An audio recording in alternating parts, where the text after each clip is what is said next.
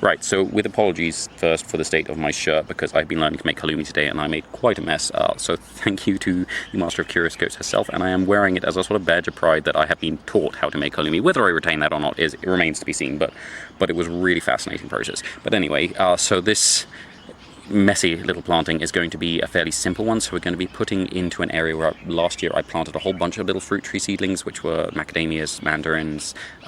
grapefruit and custard apples, and the custard apples and grapefruit seem to all be doing fine. The macadamias, one of them has sort of survived, the other two seem to have disappeared, and the mandarins seem to have all disappeared, and the ones I've actually kept in bags have been very, very slow, so I think it was just they remained too small and they got kicked to death by things like chickens. Even smaller birds like that probably did a lot of damage just moving about, going about their daily business. So we're putting in a much larger relative, which is a Satsuma, which is Citrus X unshiu, which is a hybrid of mandarins and pomelos, but it's a complicated hybrid, so it's gone back and forth and back and forth and back and forth, because it's sort of a hybrid between a mandarin and an orange, which is itself a pomelo mandarin hybrid, and I think then that offspring was hybridized with a mandarin again to create what we now know and love as a Satsuma or easy peeler or 1,000 other names. There are other plants called easy peelers, including Naartjies, which are another hybrid of mostly the same parent plants,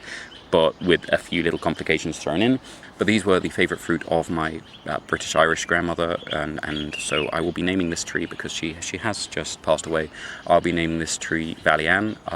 which is the nickname that my grandfather had for her, which yeah, so I thought that would be quite a nice one. And we're going to be giving it a companion plant, which is Dietes iridoides. It doesn't need many because we've got a lot of plants along here, aloes and Euphorbia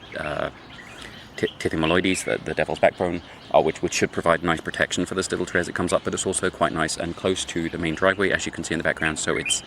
it will be easy to keep an eye on, and we should be able to get lots of nice fruit from it. It's on a drip line, so it shouldn't suffer too much in the dry season, and yeah, it should settle in quite nicely here. And that will be everything for today, so thank you very much for watching. I hope you have enjoyed, and if you haven't enjoyed it, thank you for watching anyway. Please tune in again tomorrow. I should be planting something else, and I don't know what yet, but we will find out.